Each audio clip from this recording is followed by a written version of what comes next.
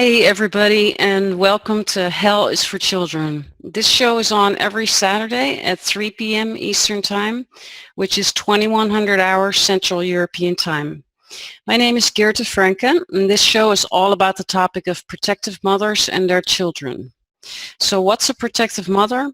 A protective mother tries to protect her child or children from their abusive father by many means necessary, which is an uphill battle in today's global corrupt family court system that thrives on paternal entitlements. And I want to start this show today with a Court Watch announcement. And if you are a protective mother and you would like me to share your Court Watch with the audience on Hell is for Children, then you can email me at info@freejasmine.com. And today's Court Watch is actually about my own case. My ex has not allowed any contact between me and my daughter for since May 2015. So let me take you, I'll share my screen here to the Court Watch announcements. If you go to my website, freejasmine.com, which is spelled in the Dutch version of her name, you see a post here, Court Watch, September 27th. It's upcoming. It's on Tuesday. And if you read this, you can see that my ex has requested the court to grant him unrestricted international travel with my daughter. And obviously, I don't want that. So you can read here what's happening, and if you can really help me out by just copy and pasting this email that I created for you, and just signing your name and sending it here to the presiding judge in the case, or calling her with this message. I really appreciate it. And I'll stop sharing my screen here and introduce you to my guest today. My guest is protective mother Jannell Eagan, and she lost custody, she lost contact with her kids when her abusive ex falsely accused her of domestic violence and negligence. And she battled 457 family court proceedings and faced the infamous tyrannical Judge Gorsica, who sentenced her to jail for 93 days when she attended a musical event at her son's school.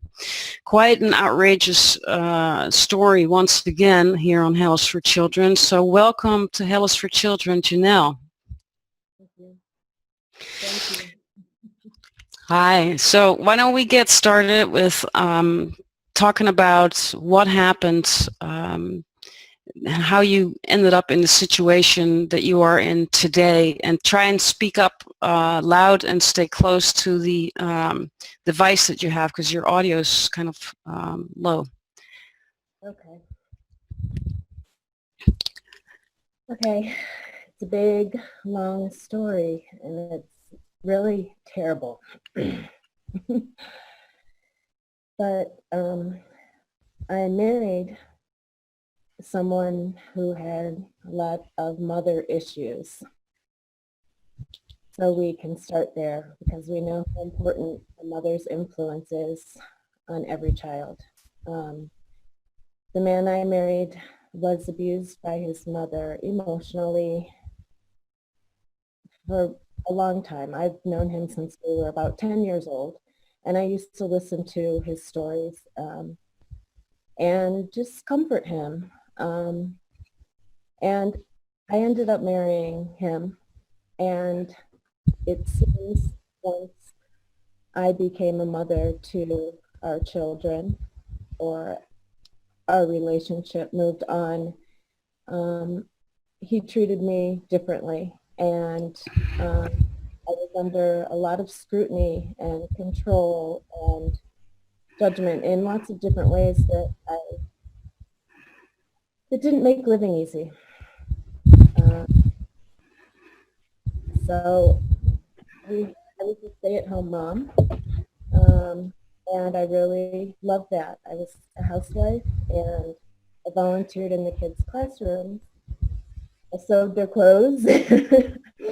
I nursed them, and I was there for them. I really loved that time in my life so much. I had lots of friends. And my husband traveled a lot. He had a career, And so he wasn't around a whole lot.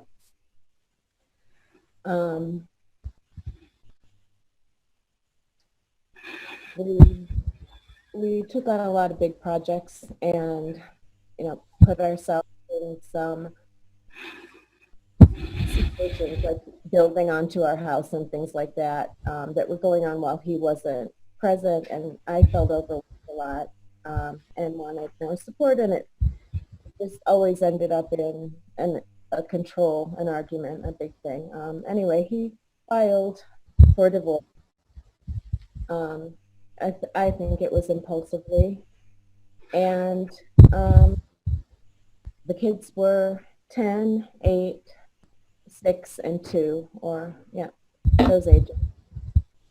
And with that filing of divorce, he also put our house on the market that we weren't done investing in. We put the money in, but the renovations weren't finished. And he wanted us to move because he wasn't going to live in the house anymore. So we couldn't live in the house, and he wanted the money out of the house so he could start his life. So I moved in, and I thought that would be fine. And then he worked for a motor company, and he was responsible for our vehicles. He took away my big car that I couldn't get the kids around anymore like I used to. So right from the gate, I was compromised, and it was, a malicious. The reason for divorce was the frustration and being malicious, and it just hasn't stopped. So that's. Well, what I'll do is while you're telling us the story, I will bring up some pictures of you and the kids, so the audience can see your children. And hold on, let me share here. So this is you and the 4 children. I'm going to assume that this is before the divorce, because they're quite young here still. This was right after the divorce. Oh, this was right after. Okay.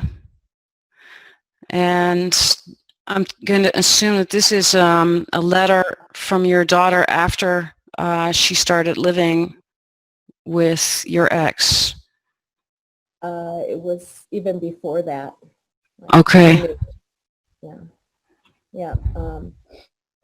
Yeah. I was really moved by that, and it lots of different. We had a really close relationship, and she knew that I was being abused the ways that I was, in subtle ways, and she was just always encouraging me. I just feel terrible that that's where she had to, what she was thinking about at that time in her life. Yeah, you don't want your children to witness the abuse, and that you don't. No mom wants her children to be around any type of parental conflict. You want a harmonious upbringing for your children, of course. Here's the 5 of you together at a little later date and time. Yeah, that was when the oldest started disappearing. That was really the first experience with how deep their father would go to keep them away from me. And I remember my oldest, her grandparents were in town on this day, and we had a hard time getting her over to the house for dinner or just an event that we all wanted to be together. They were from out of state, and she was a teenager and independent and is very smart, but I just slowly, right before this, things started getting really it was either mom or dad. And if I would say, you can't stay over at a friend's house tonight, he would say they could. And things like that were going on a lot. And I was busy with all of the kids and didn't really recognize it as much. I thought it was teenage rebellion a little bit, but now I see how they were influenced for a very long time. So the way this went down around this time, they started living with him. Is that am I getting that correct? Because you actually went to court at some point to try and establish equal parental time. Is that correct? Yes. Yes. Let me just look and see if I can get a paper here. Uh,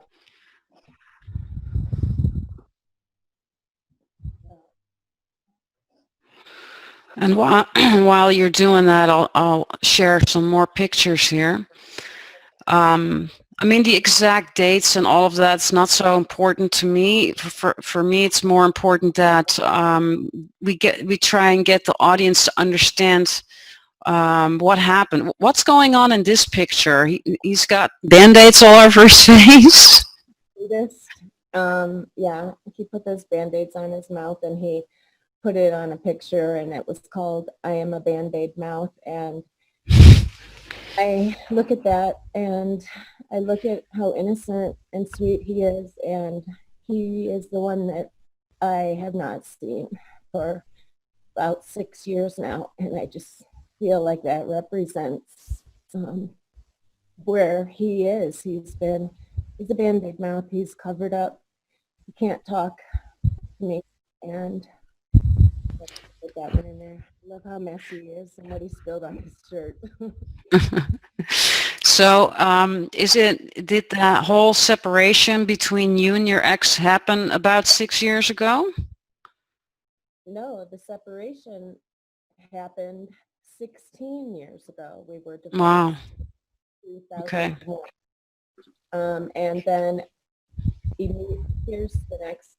So after he filed for divorce in 2001, there's a formula in each state for what the finances will be, and that I was a stay-at-home mom and we had 4 children and I wasn't making a living. I was receiving an amount of money that I thought with my own work, which I was starting to get into, I would be able to maintain and stay in the same area as we were. And so the problem came when the house sold and I had to move out, and the divorce decree was not finalized, and that's where I was going to be receiving a large part of my income, so I could not prove that I had any finances to back me. So I had a hard time getting a mortgage, and so I leased a place for a month. I didn't have a place to go right out of there. I stayed there for a year. My life went on. I made some foolish choices. I've done things that I wish I hadn't. And anyway,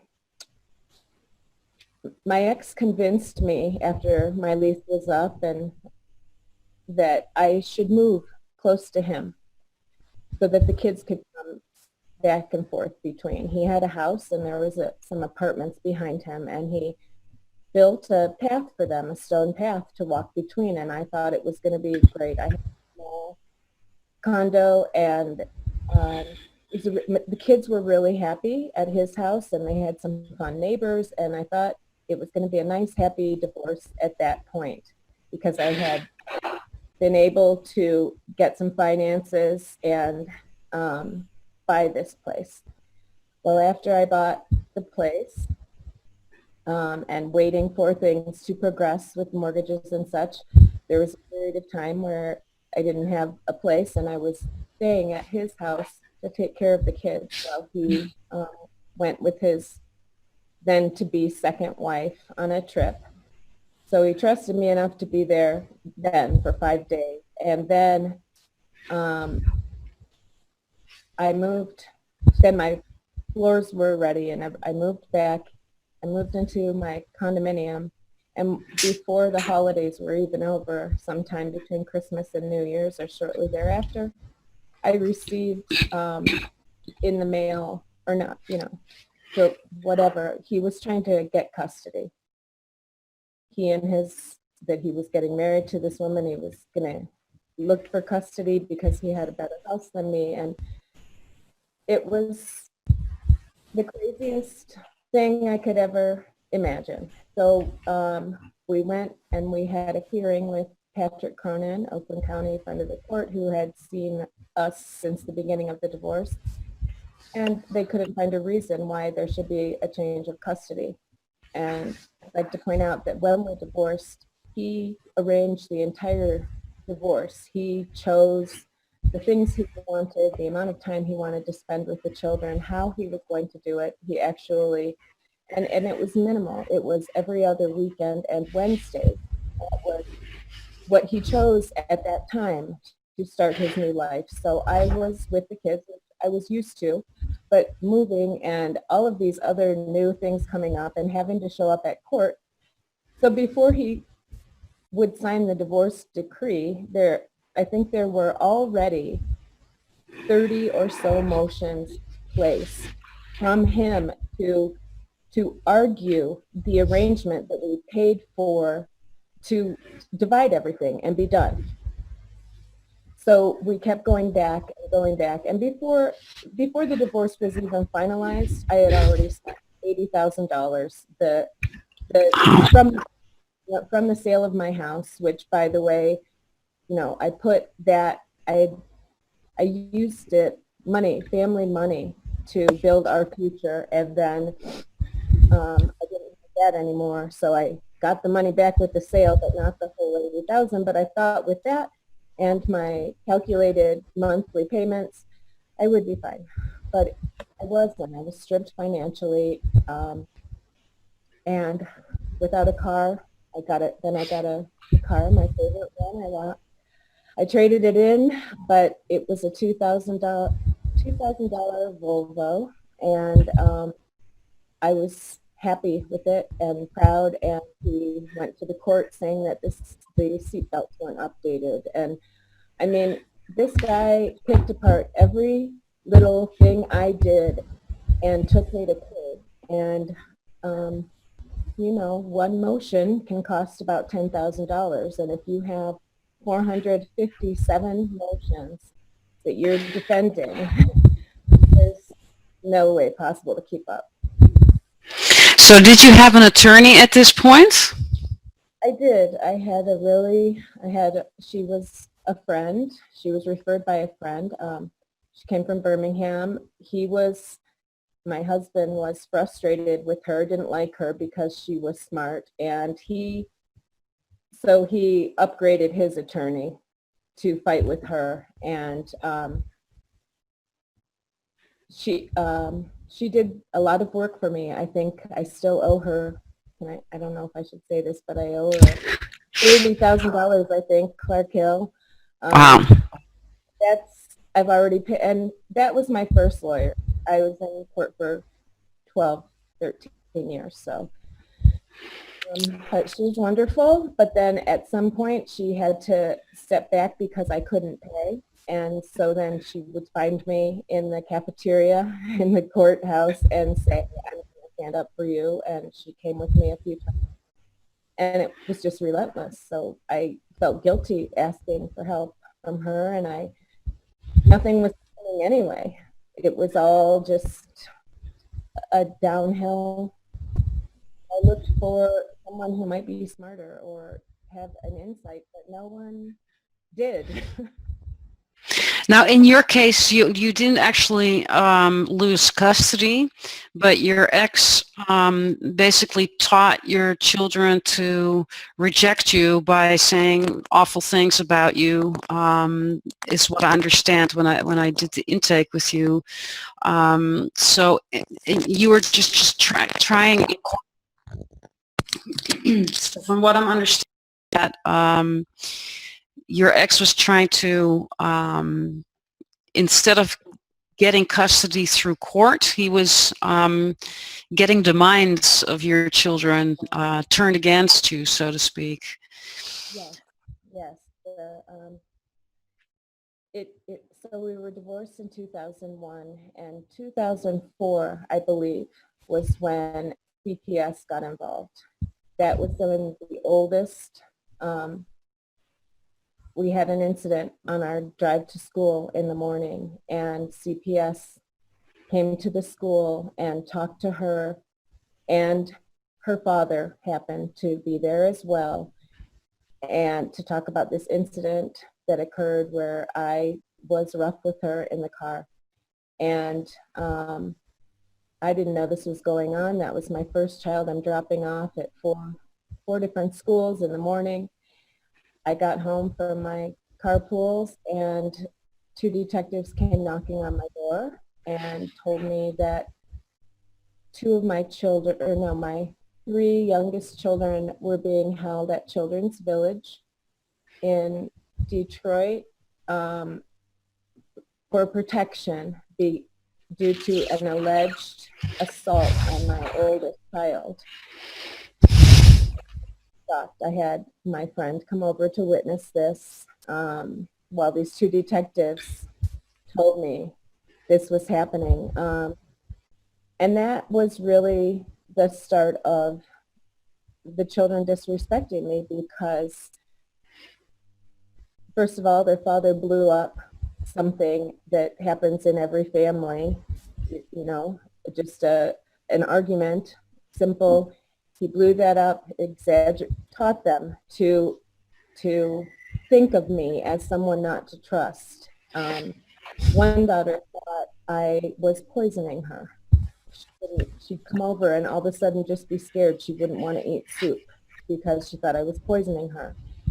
And different things like that were coming up, just that how I didn't know what was going on. It wasn't coming from my not taking good care of them. I don't believe, it was coming from the other person that they were spending time with, continually pointing out my faults, exaggerating, calling the police. So when the CPS got involved, my lawyer at that time said, you need to have someone with you at all times so that this doesn't, I don't know, just to make sure that that doesn't happen again, or so that someone can witness, because if I'm alone with my kids and I have an argument, they can go and say to their dad, she pulled my arm, and he can say, oh, let's call protective services, or he can take it in his own hands. But anyway, so if I have, not like I wrestled my kids at all. I'm a good mom. Well, it sounds like just the regular disciplining things were just blown out of proportion to make it sound like you were abusing the children or something. And that's, and the children were used in a sense as a tool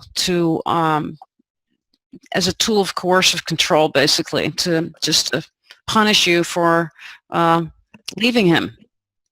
Mm-hmm. Something like that. So when I had supervised parenting during this time, it was a shakedown, and my family was in a different state. And so to ask adults to come stay with you while you have your kids for a weekend to ensure, so I tried that. But that guidance was improper, because what that did was solidify in my children's eyes that I couldn't be trusted. Another adult had to watch me when I was with them. So it just kept going. It just kept turning, and there were 4 kids, and they went one at a time, and he was real good at getting them, about the years where, for example, the youngest one, he wasn't involved with at all. He would actually, when he would come for parenting time, sometimes he would forget that one because he was so busy and consumed with getting the kids to all of their activities, he would forget one. And it was always that one, and he's a sweetheart. But so then over the years, I mean, the first one went with the incident in the car and an incident with her boyfriend, and I said she couldn't have her boyfriend over, and he said she could, and he actually put a little pop-up trailer home in their driveway that was a hangout for the boy and the girlfriend, which and since I've known him since we were 10, we actually were in the trailer of his parents. He created this little reality for them that was like his childhood, and he was protecting his children from this evil mother, which I am not. So she was going to a great school, International Academy, and that was something that was an argument as well. I wanted her in it. I put her in for the lottery. Everyone was arguing with me on that point, like it was like I was pushing my kid too hard, the father included, and they didn't really want it, but then they were so happy with it at the outcome, of course, because it's an international baccalaureate school, and we got so lucky, and look at her drive, that he put the next one in it because there's a clause that the next sibling can go. That child was a totally different learner and did not belong there at all. And actually, but no one listened to me at that point. It was because Dad thought everyone should do this. It's the best school. And Mom's trying to hold the kid back. That one flunked out of that school. And that child, I'm trying not to name any names, but that child just got lost and got kind of sucked up with the oldest because they went to that same school and had a license then, and I gave them a car. I didn't have a spare car. So things like that, and I thought they would come over. I lived in the same area all the time where they were, and it was, at a certain age, it's kind of their choice. Their father isn't enforcing them and encouraging them to spend time with their mom or stay there on this weekend. And that's what he did. Slowly but surely. I had every holiday. I was the party. I have a nice big family and 13 cousins, and they have just been pulled away from so many good things in their life, and it's a tragedy. And the court system, the family court system, enabled this. And he's smart, but he's not that smart. He got really lucky that everything fell into this county, Oakland County, fourth richest county in America, I would hear, as I was listening to see if my child support got deposited. And now I know why it's so rich. They bleed their people. Family court or tickets, traffic tickets. There are very few people you can interact with in that town who have not had some legal involvement in that courthouse.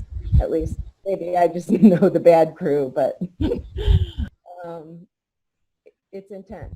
And well, you bring up a good point, because the family court is an industry, so to speak, and what I will do here is share my screen, and I have here on my timeline a chart that shows how the and when you go to my timeline, you can click on it and make it larger, but you can see how all the interests of the judicial system are connected. Judges, attorneys, guardian ad litems, they all know each other and they all feed off of these cases to make a lot of money, basically.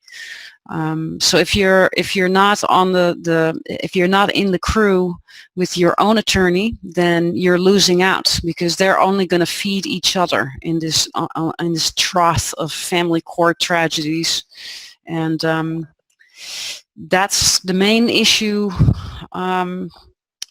with family court. And now you had Judge Gorsica.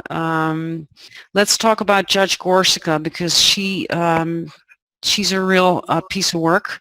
And there's some echo on the line. I'm not sure why that's happening. But I want to share my screen and show the audience who Judge Gorsica is. And maybe what we can do is explain the Simone case that's been going on. This judge is known for locking up children who don't want to have lunch with their fathers and putting them in children's village, kind of juvenile detention.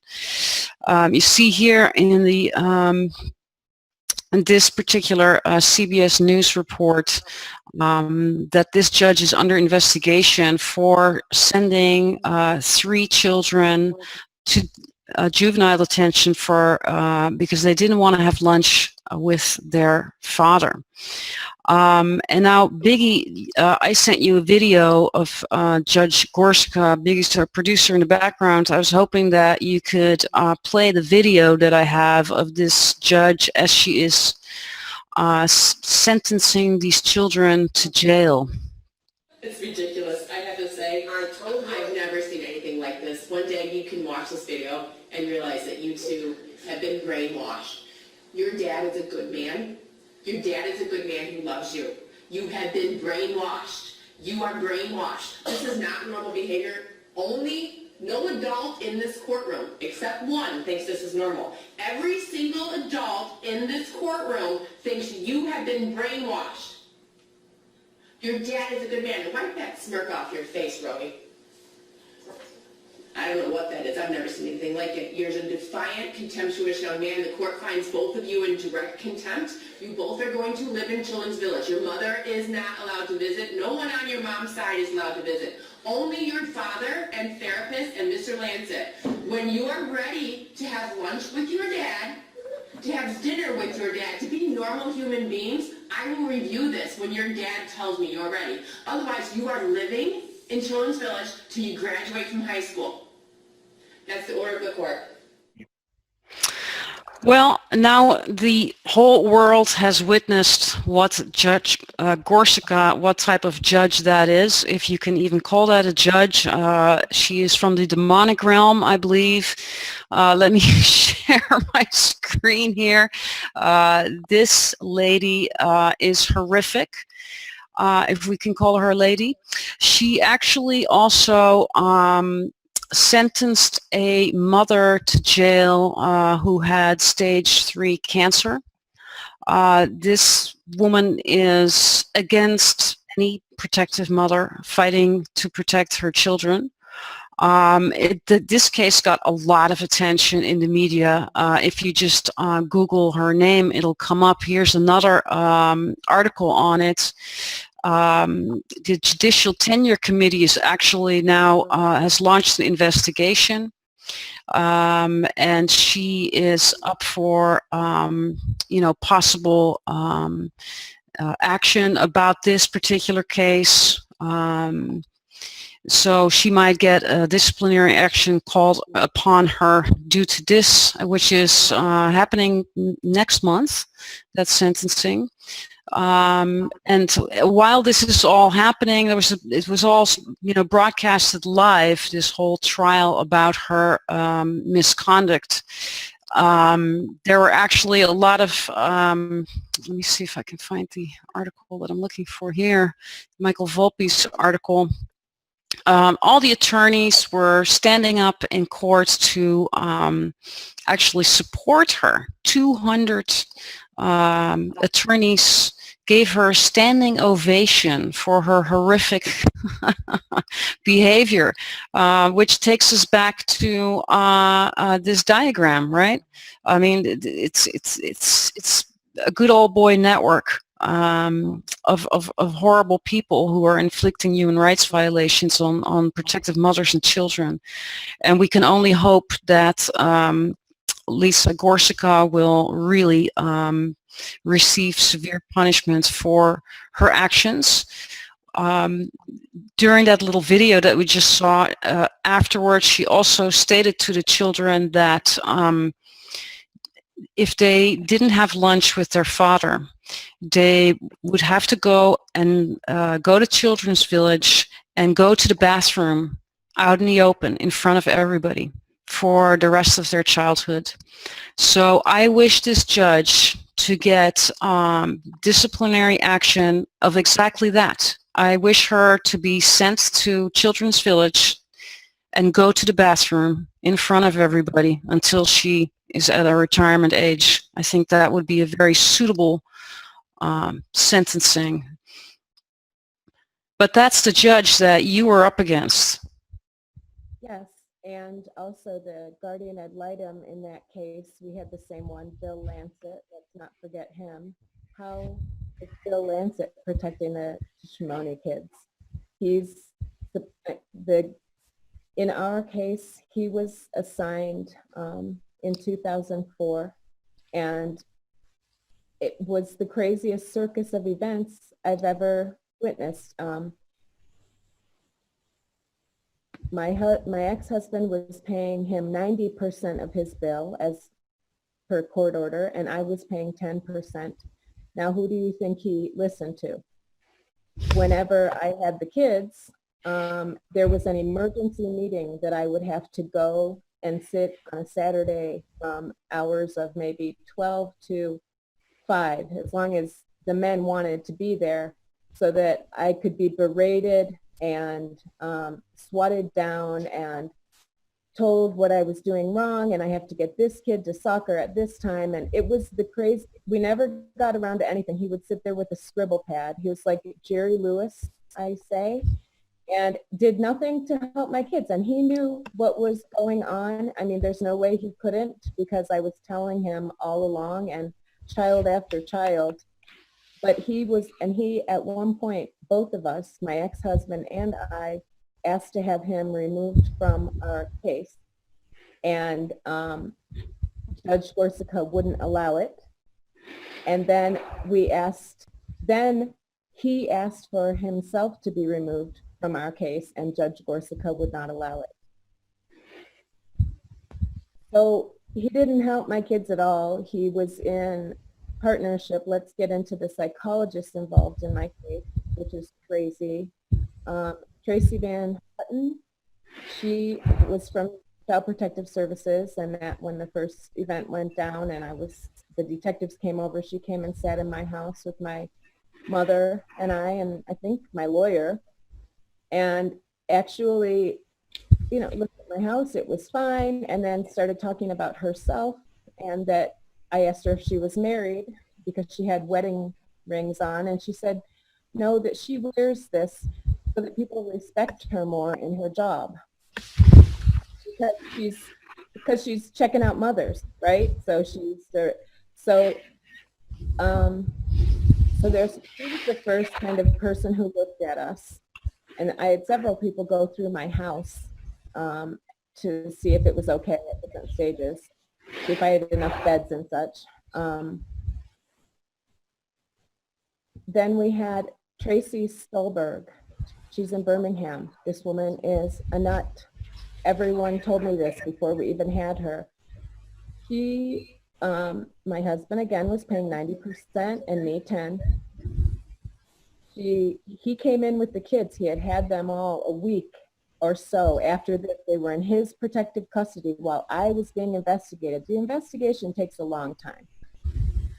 So he had all this time to talk to them about how frightening I am and what a horrible, all the scary things I've done, or he thinks I'm doing because / I'm his mother.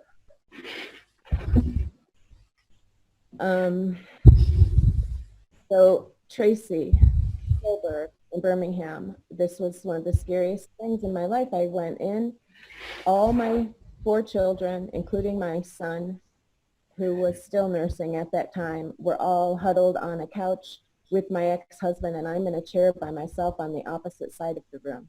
No one will come say hello to me. And so it started with her, and she listened to him because whoever speaks the loudest, and obviously I don't in many ways, will get, right? Okay, will get what they want. And she would sit with the kids, and one time she even put them behind a mirrored panel and had them all converse about me. My ex-husband and I stood there and had to watch. This was not announced or talked about or anything. Just one time we went and she said, okay, kids, get in here and talk about what you were telling me at the time. And we had to watch that. And it was all, I don't remember all of it, of course. It was a nightmare, but it wasn't pretty stuff. And it was things I'm sure they felt, but they had also rehearsed. She had asked them to say again, and they had been influenced by their father for weeks. So she was that psychologist. We all asked to get her removed from our case, and she was removed.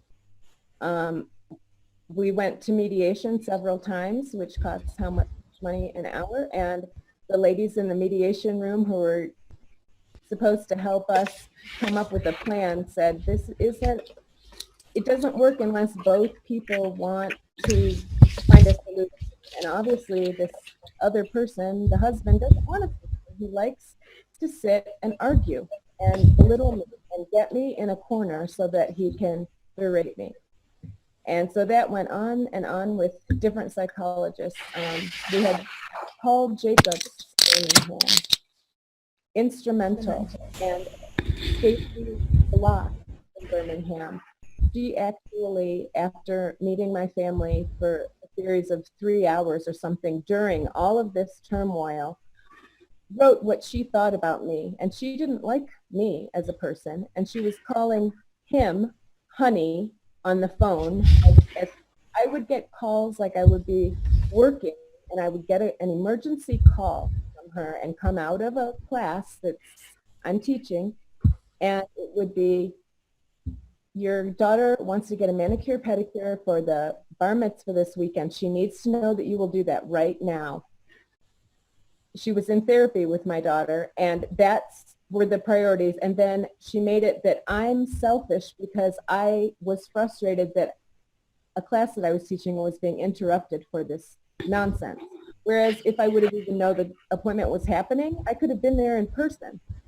But so my children were manipulated by so many adults. It's so scary. And this woman, Stacy Block, her opinion of me was sealed. We all had psychological evaluations, and let's talk about psychological evaluations. They're a series of questions that describe your personality. No right or wrong, good or bad. I'm sure both of us came back within the range of normal. I don't know. Or maybe he came back for what he really is. But since he was paying the bill, why would anyone say that that was bad?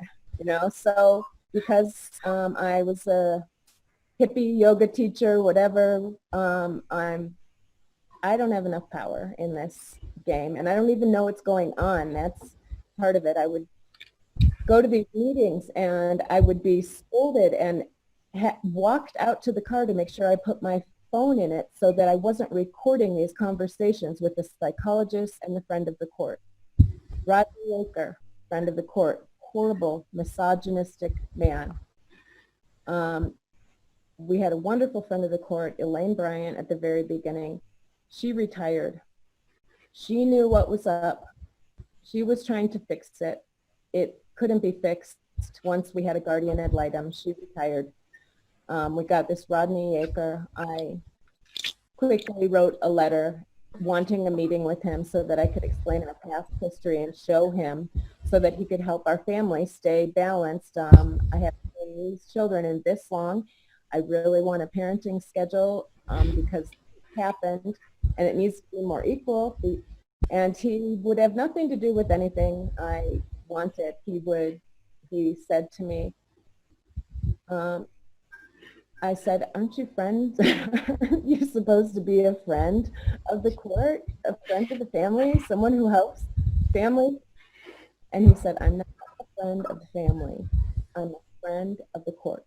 We make sure court orders are followed. So at that point, I realized there's no caring, empathetic people here who really want to help a family. It's a business. And the court orders are bizarre. And they can say whatever they want, and they've got to follow them. And I have this series of court orders that are things like, I can't go to my son's event but there's no way to fix it unless I call this psychologist who I know hates me and won't return my calls. I mean, my kids are just kept in a net and moved around so that I couldn't get them. And how many hoops can you jump through?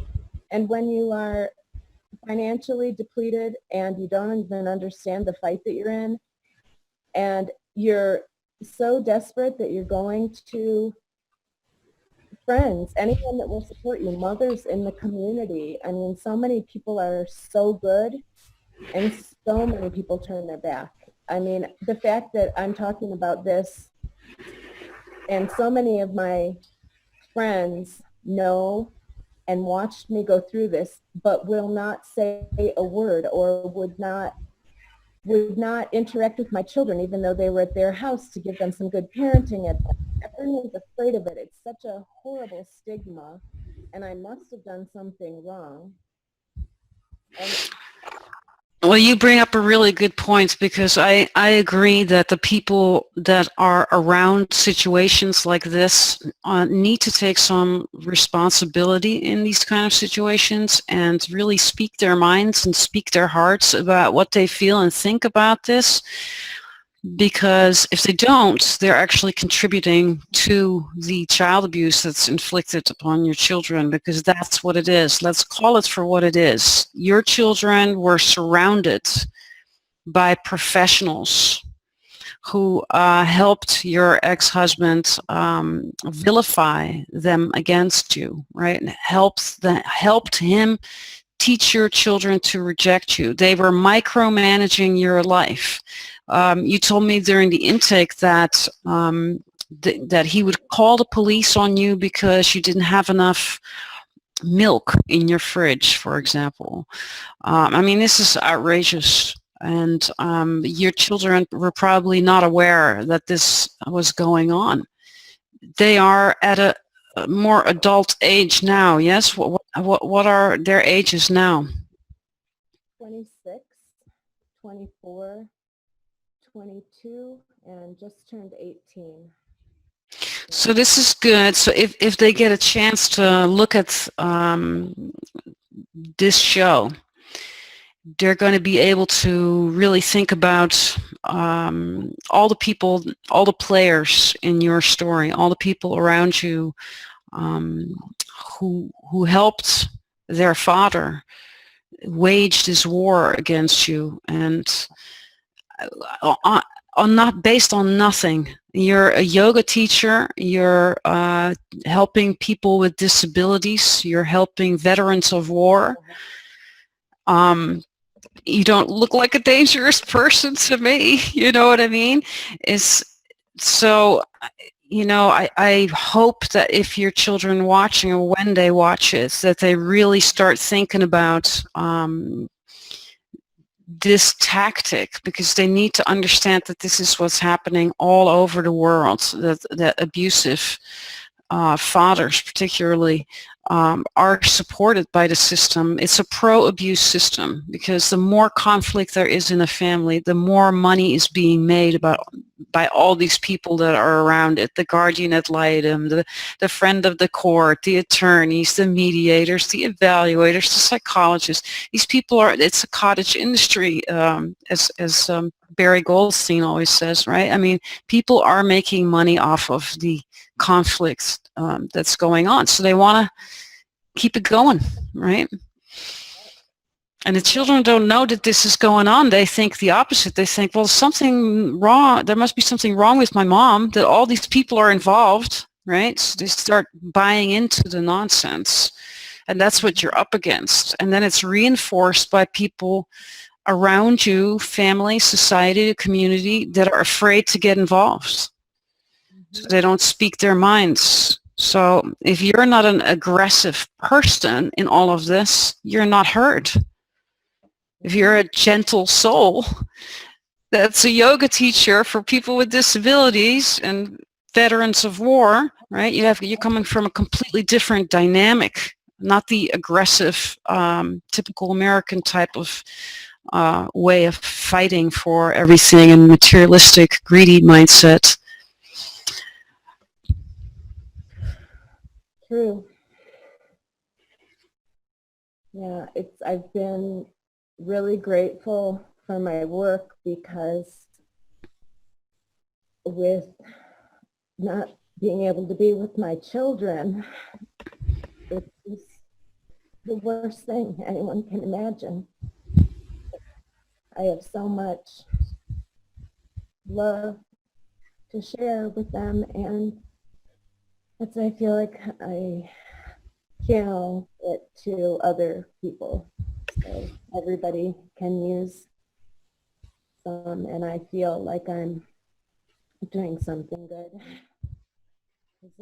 There's nothing I can do except be patient and wait for them. Well, your intention has always been good and is still good, and that's ultimately in a world that's all about power and control. All you can do is keep your own energy really pure and with the right intent, because you cannot change other people, unfortunately.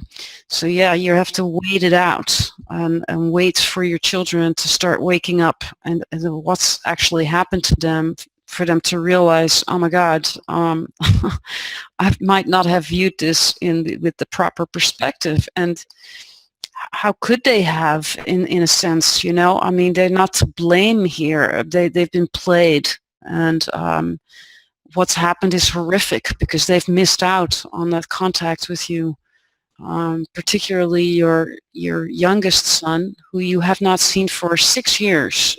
Is that correct? Yes, I hadn't seen him for a year or so. The timing is tricky, but it was enough. And I couldn't get any help in being able to see him through Lisa Gorsica. And so when he was performing at the middle school, which, let's talk about the middle school gatekeepers as well. Good people in the schools, I'm sure, but they've got to follow all the orders, even though they've been around me since my kids were in kindergarten, and I have 4 of them, and I've been in the classrooms, and they're on the art, everything. All of a sudden, they're telling me I shouldn't be coming to the school anymore. And it's obviously because their father has some kind of legal document that he's shown them. So everyone's nervous when I enter the building. But so I entered because I got a text from a friend who said, Liam is singing a solo. Oh. And I said his name, and I said, I'm coming. And I had my getaway car. It's the most bizarre thing, but I had my friend drive me in a circle. I got out of the car, ran into the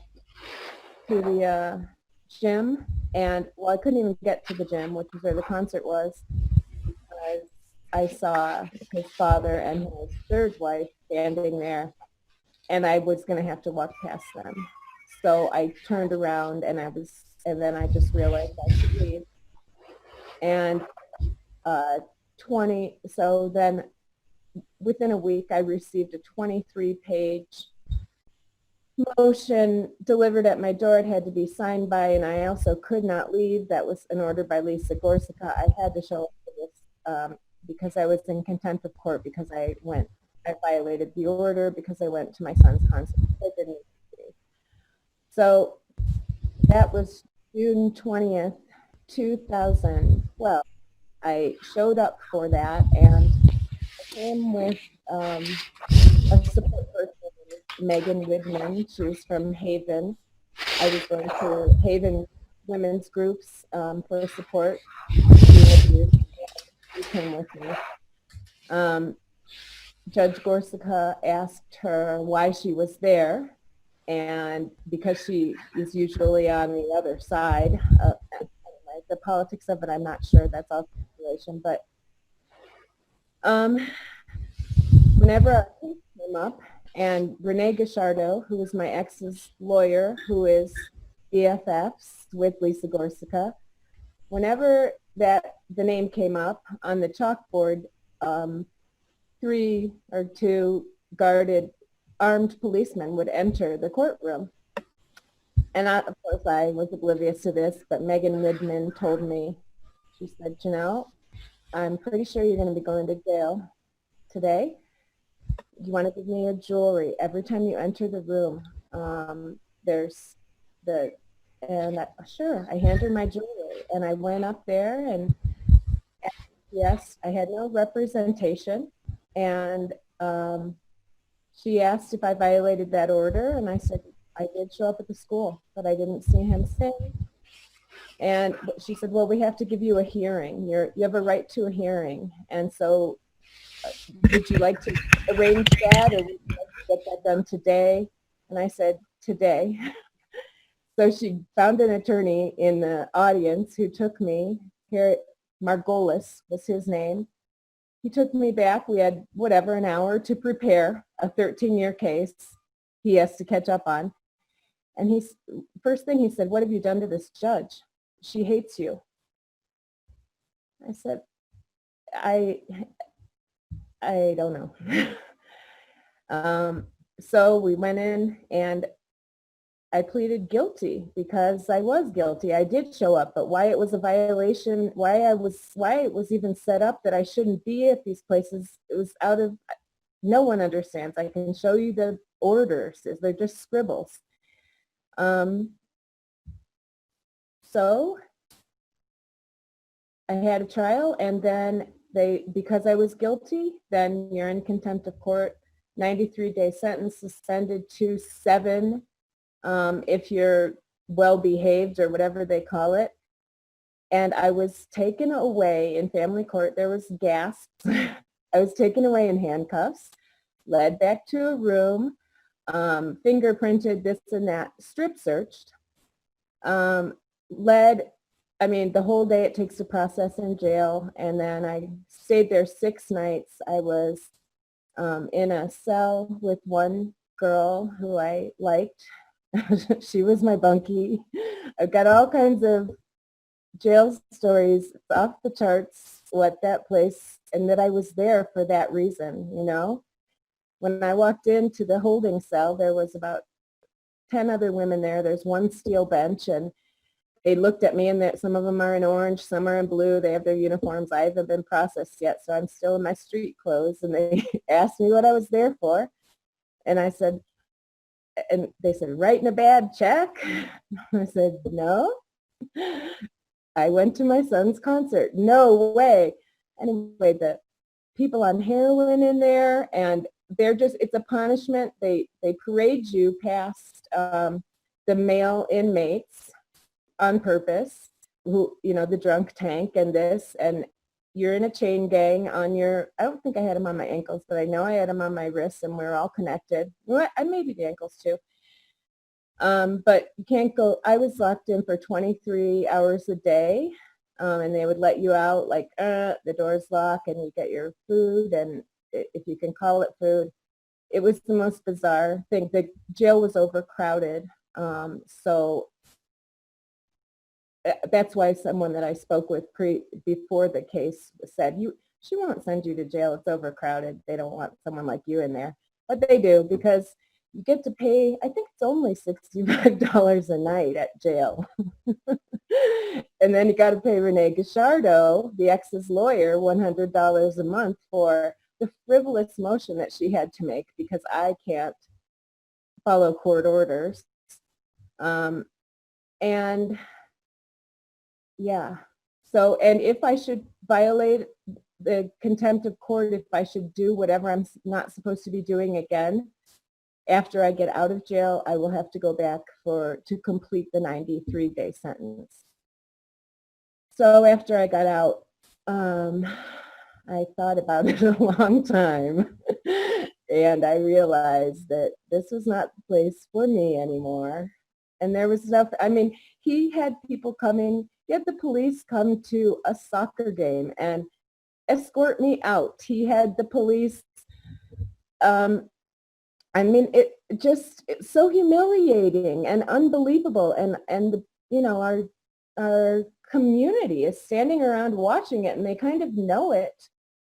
And it's bizarre. I mean, and he would trap like the entryway so that I couldn't get out. Like I went to this one soccer game and he showed up and he was weird and sitting over on the other side. Everyone else always sat on one side. This guy always sat opposite because parents didn't like him because he was really aggressive with the sports and things. So he was the coach and he knew better than everybody. And so he was over there.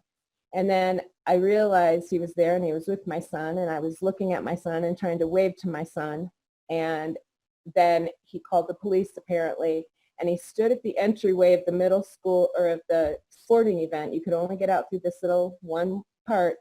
And it was halftime, and I thought, okay, they're here. I should probably go. I was getting ready to leave, but he was standing by the entryway and with my son. And so if I were to say something to him, I would be in trouble, whatever. I couldn't cross the line because he was there. Well, what he was doing was holding me in that position until the police got there. And then the police showed up and they said, you know, we're not going to ask you to leave, but this was brought to. So this was my life when I would try to go to events. And so I missed proms, graduations, you name it. It's just unbelievable that one person could wreak so much havoc on so many good things. Yeah, in my opinion, it should be made a crime. You know, this kind of behavior and vilifying you like this and micromanaging your life and criminalizing your going to a school event should be made a crime. As a matter of fact, it is made a crime in the UK. And I don't know if you've heard about this. There's currently a new law being passed, and I'm kind of scrolling here on my my timeline. Also, police officers in the UK, there's more awareness about this. I'll share my screen here for a second. For example, over here, police officers in the UK are to be given more training to protect victims of domestic abuse from controlling and coercive behavior. So this is about domestic abuse that's harder to detect, so to speak, right? I mean, that's the problem. If you're hurt, if you have a black and blue eye, that's one thing. Then it is seen, but this kind of abuse that you're talking about, the manipulation, the brainwashing, you know, the coercive control is much harder to detect. And if you have evidence of it, or there's lack of evidence on the other end of it, that should be thoroughly investigated and be made into a crime. And that's what's happening in the UK, thank God. So they're becoming aware of it over there. But we need that same law in the United States and in other countries as well. That's one of the things I hope to accomplish with the show, is to start for policymakers to really think about this issue, because they might also unwittingly be drawn into something that they don't understand the dynamics of. And you explain it really well, because you started the interview explaining that your ex had issues with his mother, and it sounds like he never really processed those and just projected his own experience onto you, and it has really nothing to do with you, but has more something to do with his own relationship with his mother in his own childhood, which is why it's so important that people really process what has happened to them so they don't repeat it into the next generation, and then it just cycles on into generation after generation, right? And I'm sure that for you that it is also one of the main frustrations here, is that how do you now reach your children to not only explain what has happened, right, and share your side of the story and share your experience, but how to somehow prevent this from happening in their future relationships as well as they become parents, right? Yes, it's so frightening to me, thinking of their adulthood based on what they've seen in their childhood. I know that they feel guilty about some of it, and I feel bad that they have to feel that, because I know that it's not them. It was taught to them, and they were misled. They went the wrong direction because they have had young, open, loving brains that trust their parents. And what I understand, and I've been taking a lot of brain classes because I teach people with brain injuries, and there's a lot of new information on trauma in the brain and how you can see it in brain scans and different methods that you can use to help live your life after trauma. And of course, one of them is yoga. But what I understand is that the child's brain, up until they're about 25, is not fully developed in the frontal lobe. The frontal lobe, gives us that ability to reason and look beyond ourselves and behave appropriately, things like that. So until that part of their brain is developed, they probably won't be able to really to see it, even if they know it. But the inside and what has been broken in their brain due to all of this training is something that cannot be repaired. It's if you're traumatized after you're an adult, there are lots of things to help. If you're traumatized as a child like this, being kept from your mother, thinking people are poisoning you, things like that, your brain wires up and grows a different way, and they don't have a very good chance for leading healthy, productive lives until some of this is worked through. But just the way, especially the littlest one, my baby, his whole life was this. He used to say, he couldn't even talk. He would say, "I'm too busy go to dad's house," when it was time to go to his dad's house. And he was slowly sucked in. This part is really sad too.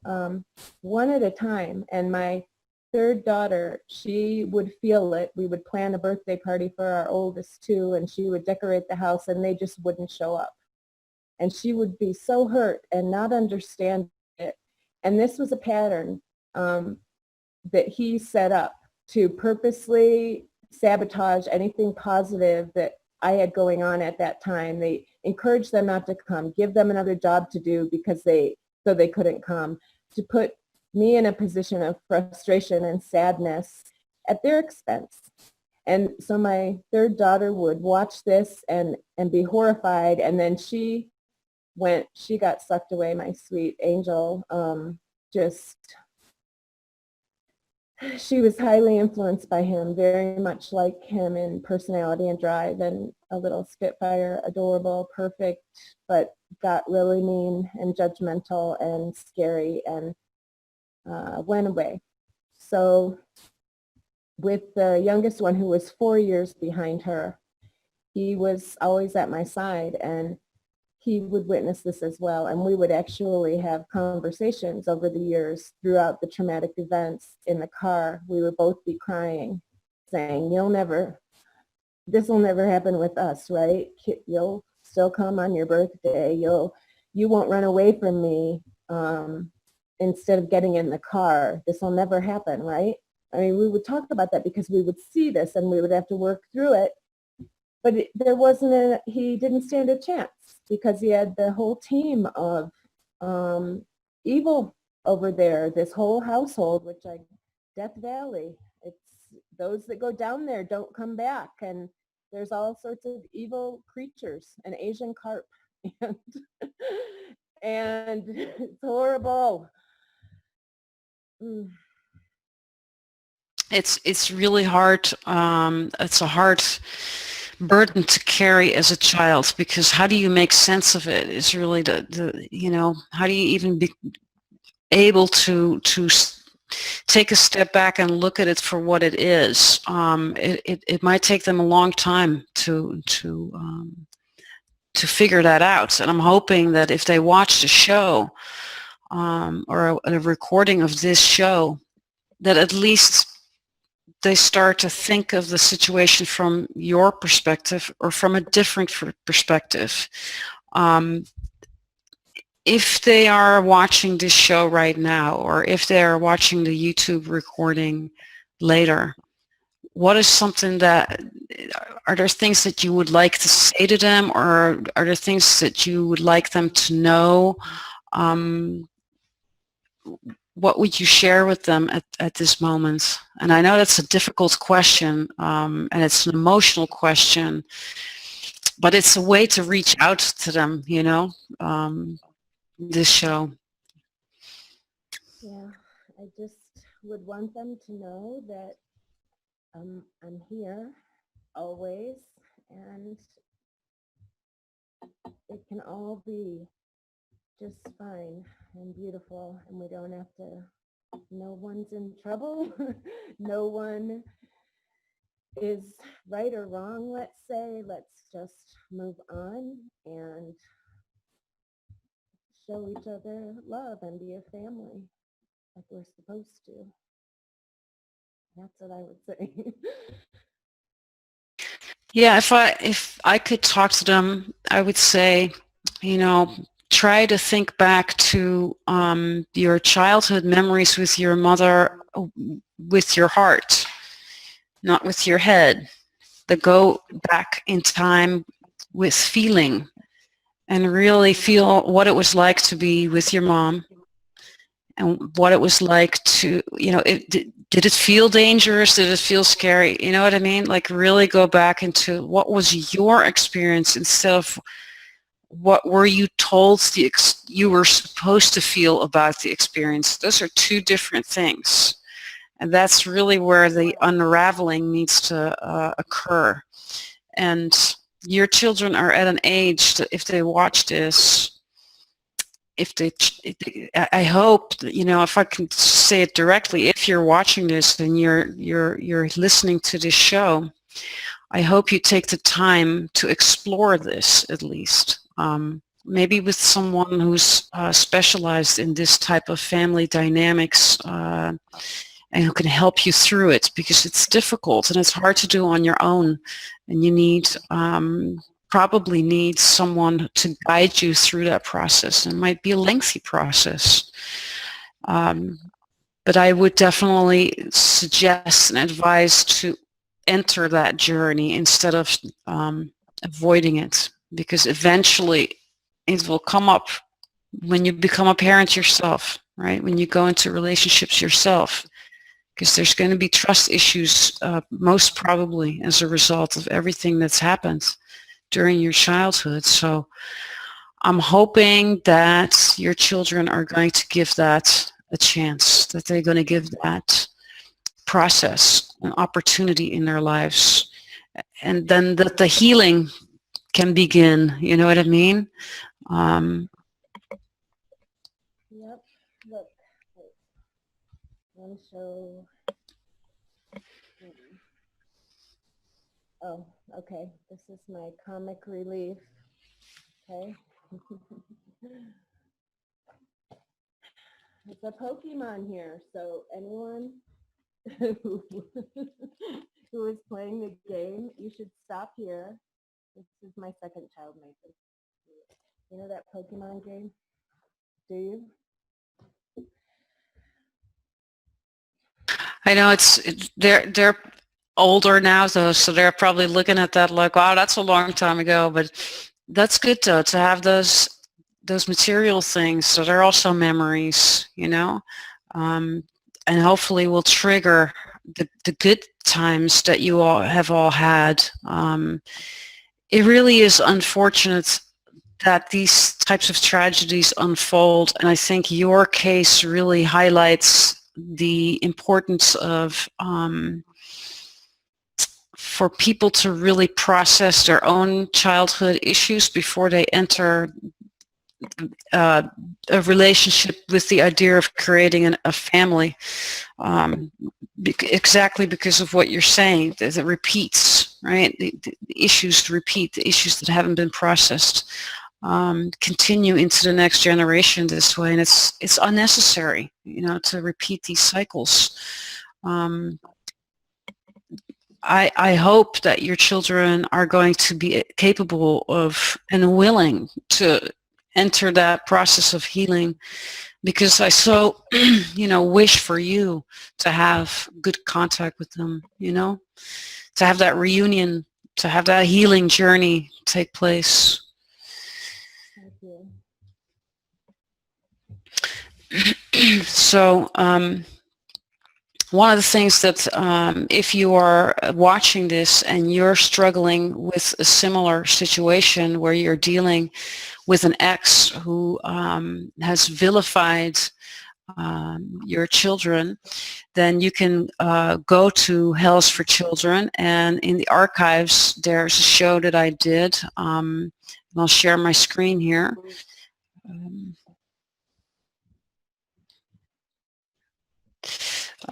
This is a show that I did with Dr. Jill Jones Soderman, and she's an expert in this topic. So she has rescued children from abusive fathers, and she's also helped estranged children, parents, situations to heal.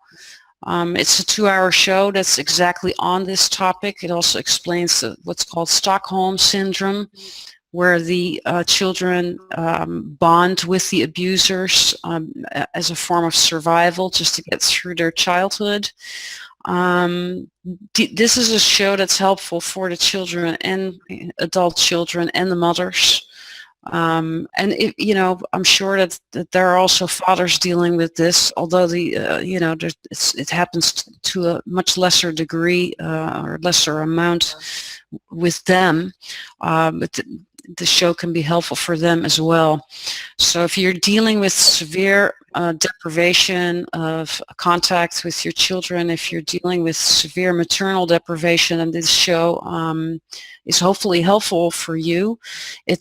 I thought it was a hopeful show because Jill explains that children who have gone through what your kids have gone through eventually do get to the point where it wreaks havoc on their own soul, so to speak, because they, on a soul level, you want to be whole. And because the childhood has been so distorted, there's going to come a point in your own personal development where you want to heal that particular process. And at that point, usually the children reach out to the mothers, and a new dialogue and a new relationship begins to form. So that's a hopeful part of it. You don't get the time back that was taken from you. I call these abusive fathers time snatchers. You know, I mean, in essence, the relationship that you have with your children is eventually you will meet them again. If not in this life, then maybe on the other side or in the next life, whatever your belief system is. And to me, in my belief, that is a dimension that where hate and anger and this kind of conflict doesn't exist.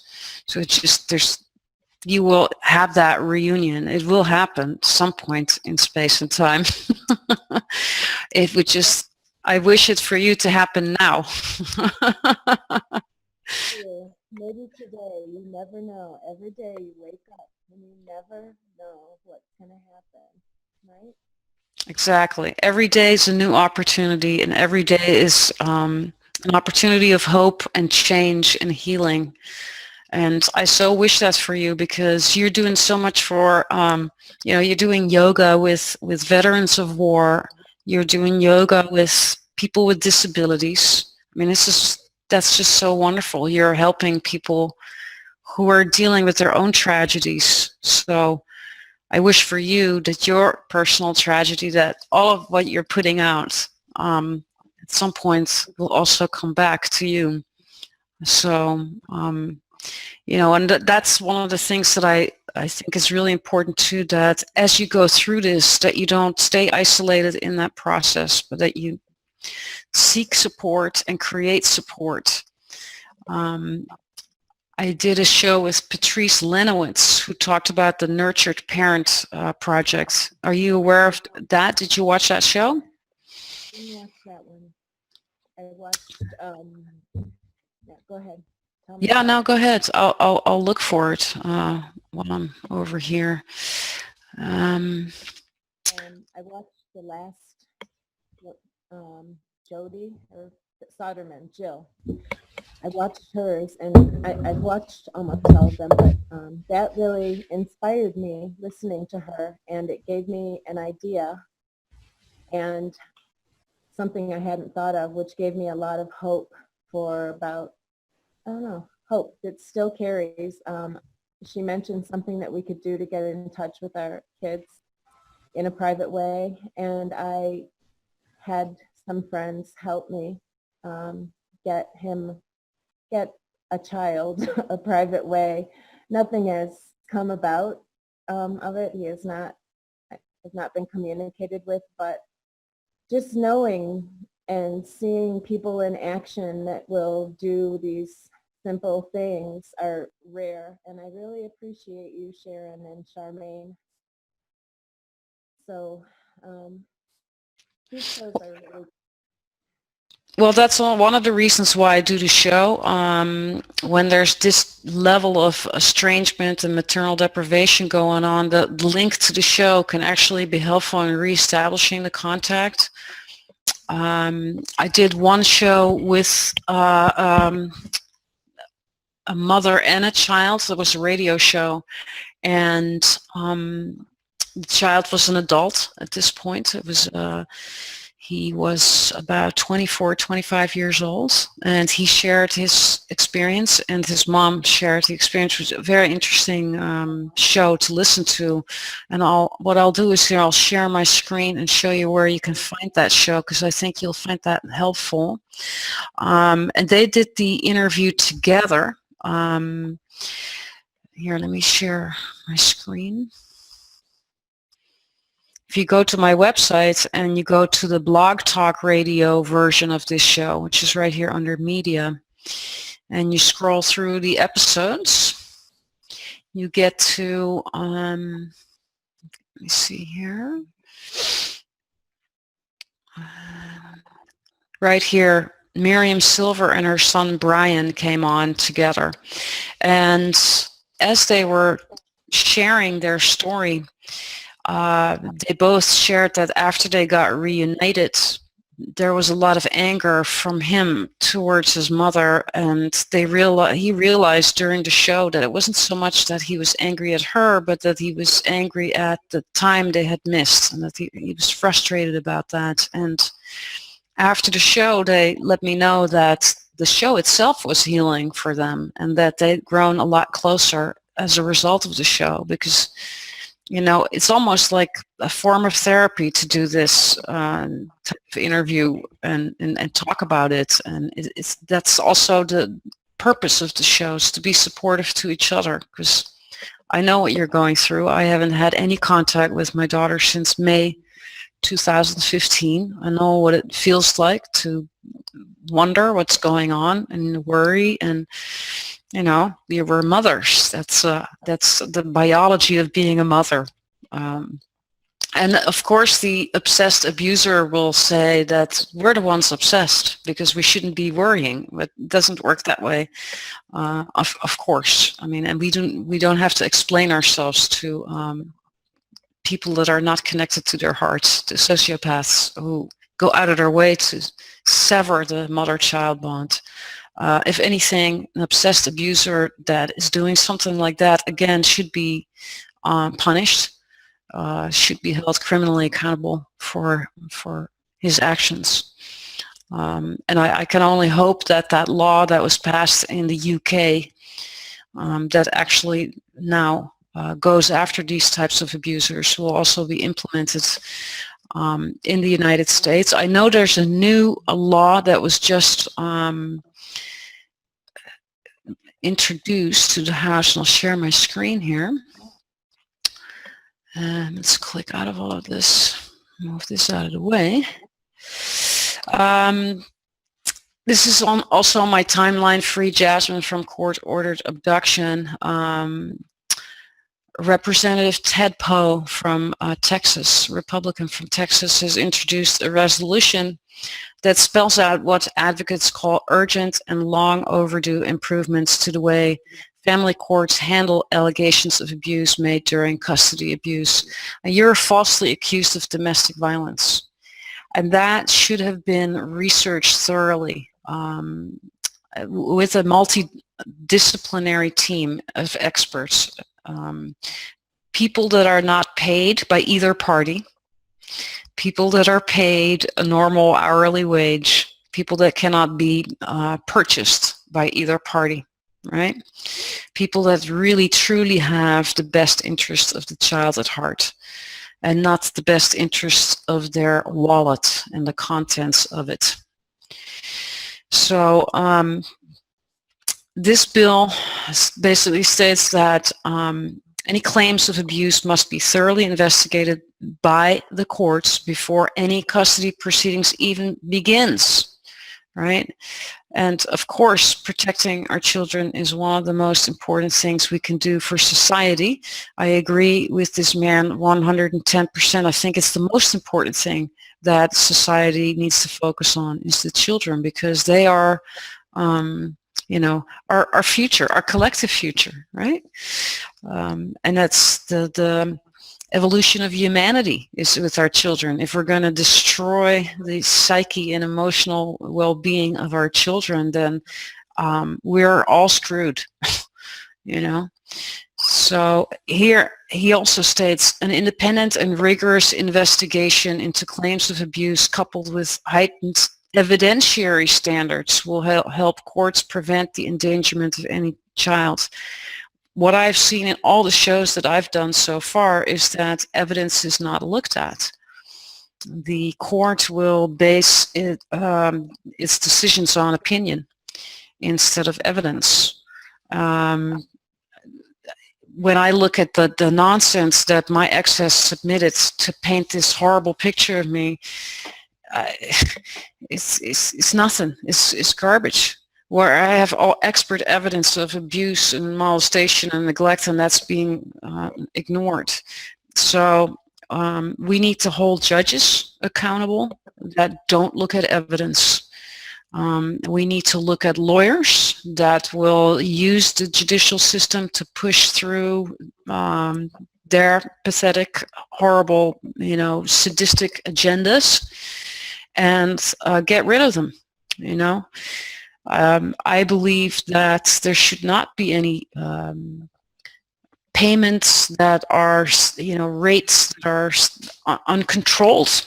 Right now, the entire industry has uncontrolled hourly fees. These attorneys will charge anywhere from $300 to $7 and up per hour.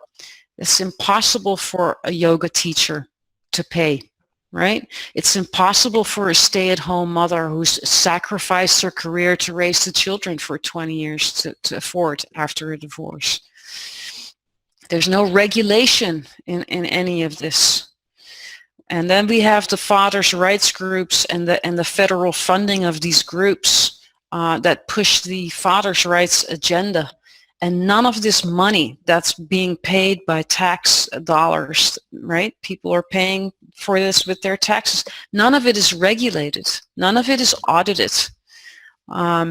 This also needs to happen. We need to see where is that money going and what's actually being done with this.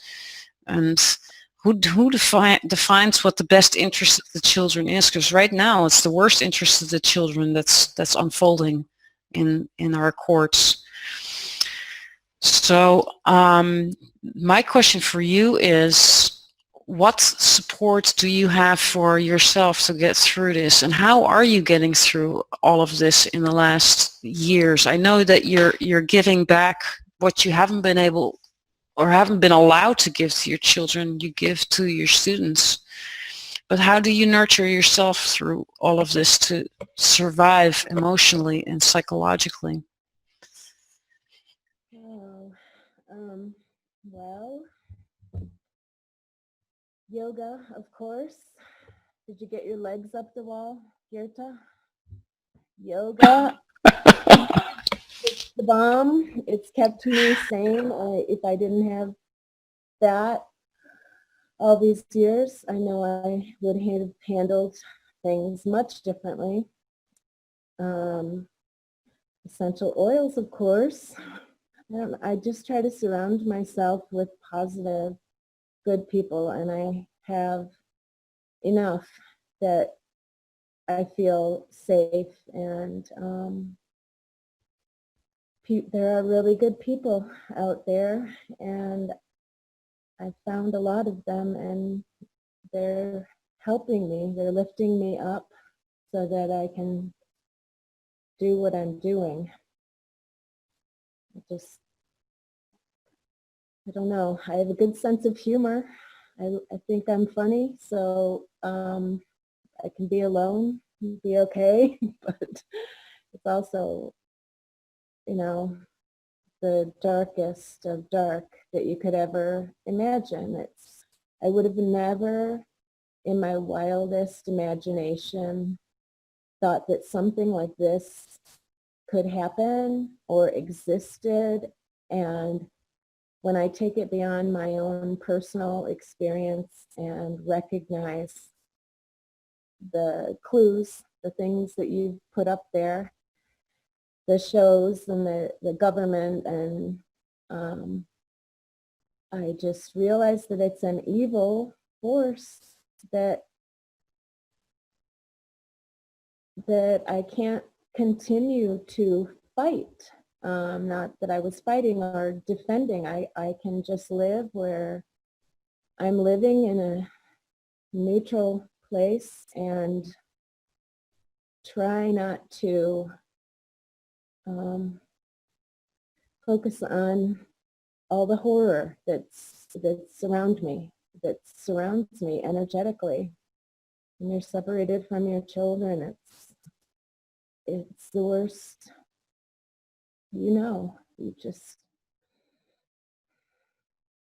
Sometimes it can help to, there are several Facebook groups where the moms that are in our types of situations meet and are supportive to each other, where we help each other emotionally, psychologically, but also with things like finances and housing and filing things pro se. That's definitely an option. Although there's also a thought for saying, well, maybe I shouldn't be too much in those groups, because now I'm confronted with everyone's story and everyone's tragedy, and that's taxing and draining and intense as well. So you have to kind of try and find the the right balance in these things. That's what I found. Like I sometimes consciously turn it off and say, okay, for today I've spent enough time fighting. I've spent enough time focusing on it. I've spent enough time reaching out or receiving support. And now I'm turning it all off and I'm going to focus on something completely different, right? Mm-hmm. And just to working a job helps to just create an entirely different situation where you're not focused on the pain. So there's different survival strategies. One of the things that when I did the interview with Patrice, and here I'll show my screen here for a second. I did a show with protective mother Patrice Lenowitz. If you go to my YouTube channel, Hells for Children, you can subscribe here. I have all the shows here together. And if you scroll down to the one here with Patrice Lenowitz, she talks about the Nurtured Parent, which is a support group for protective mothers that is nationwide in the United States, and each state has its own chapter. And these are meetings where the moms will hang out, just like you and I are hanging out right now, but then there will be like, 10 or 15 moms in the room, and you share on a particular topic, or, I'm not quite sure exactly of the way they structured the meetings, but she shared during the interview that it kind of works like an AA meeting type of thing, where you get a chance to share what's going on for you that particular week, and where the other moms can help you. I think it's extremely important to have that type of nurturing, to have that type of attention to your own process in all of it.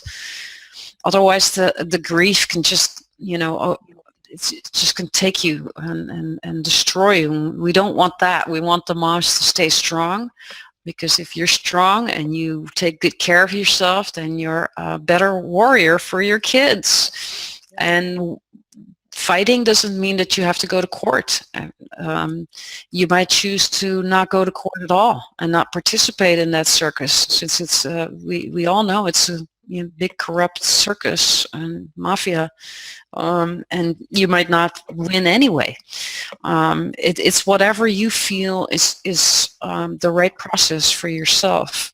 And in all of it, I think it's really important not to feel guilty if you're not able to fight pro se, and not feel guilty about where you are in your life, because no one gets into a marriage wishing this for themselves, consciously creating this type of situation for yourself. This is not what you wanted for your children. This is not what I wanted for my daughter, This is something that happens to us. These are sociopaths that can mask their disorders very well, usually with a mask of charm and social stature, and then you find out that reality is not quite like that. So we live and we learn. I think for myself, one of the biggest lessons I've learned in all of this is not to throw my pearls before swines. Like really just invest in other loving people and other nurturing people, and people that you can laugh with and have fun with and who have the right intentions, right? Yeah. Yes. I am clear, I am confident. Yeah, so one of the other lessons I've learned is that evil is real. Yes, I have learned that too. And do you have any of those comics of Lisa Gorsica? Because she looks like evil. Do you have them? I'll have to pull them up. I thought I sent them to you. Yeah, you did. Here. I don't have them open in my Photoshop, but I'll pull some of those up. And that's really important too. Let's talk about humor. Yeah, let's. Well, I could try this joke again. Pokemon is here. Yeah. feel like you're underwater.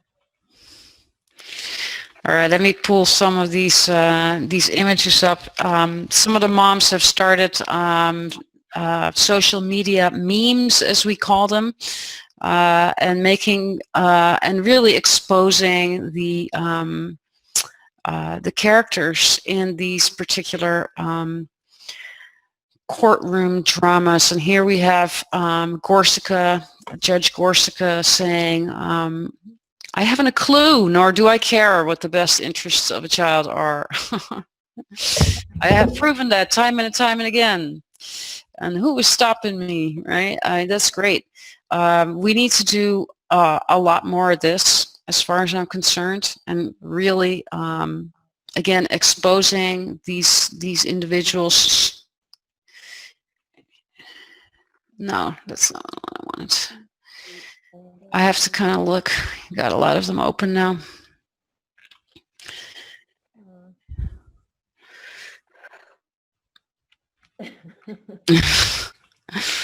Let's see. Oh, this is your son. I got a lot of them open now.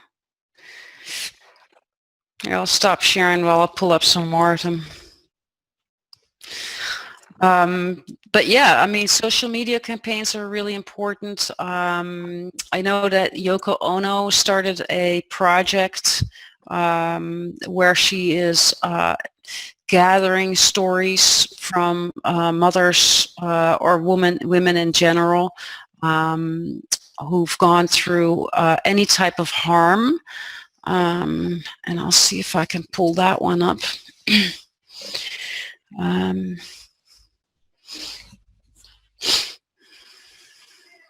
It's also on my timeline somewhere, I believe.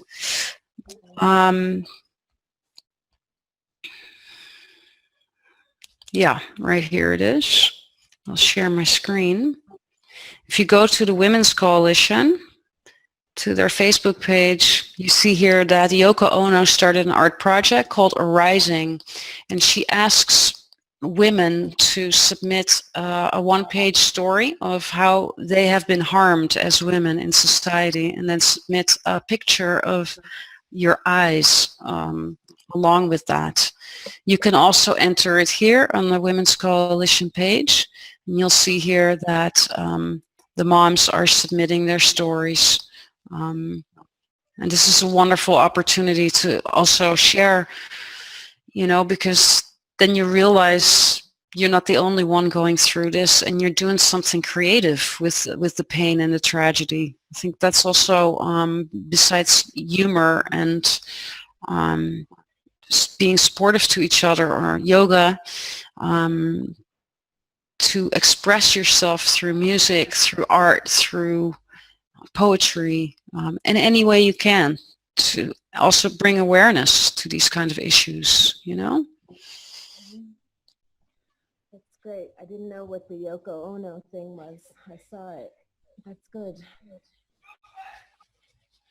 Yeah, so we go on, and that's also a way of fighting. You know, I consider that also a way of fighting.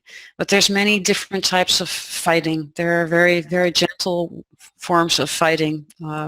Like meditation can also be a form of fighting, right? It's basically not allowing the toxic energy and the damage that has been inflicted on you to affect you to a point that it's negatively impacting you, basically. Yeah. And I want to, we're running out of time. We're reaching the end of the show. But what I really would like to express to you in all of this is that I feel like you're such an inspiration, because if through all of everything that you've gone through, you're able to transform the experience into helping other people, to helping veterans of war, to helping people with disabilities, to have more mobility through yoga, or to find more mental and psychological and emotional balance through the practice of yoga, that is a wonderful, amazing accomplishment. So I hope you realize how special you are in being able to come through it in such a holistic manner. And it's an inspiration for me because I definitely need to get back to yoga. Did you do what I told you to yet? No. Just do it. Yeah, I plan to like start doing yoga every day. Legs up the wall. It's interesting though because when I looked at what you're doing and I realized before my daughter's abduction, I would exercise like every day for an hour and a half, and I was vegan. I was extremely healthy, and I'm still healthy, but I'm not exercising anymore. And I realized this is something that I've lost, and I need to get back to. This is part of the healing through that. First overcoming the shock of what has happened to you, and then gaining control back, because most of the moms will lose their, their job and their house and their, their support system and everything. Just it's like a big fall into the abyss, and to set up the basic survival aspects of your life again: the housing, the job, the money, everything, right? And getting legal help to fight for your kids. That by itself is like a 1 or 2 year process, if not longer, right? I mean, there's really no time label that you can put on it. For one mom, it might take a few months. For another, it might take a few years. But then you get to the point where you have to really start taking care of your mind, body, and soul in order to stay strong for when you do get to that point of reunion, and you can also help your children reach the same healing inside of them that you've had to master. You have to master that process for yourself first before you can help them with that, if that makes any sense.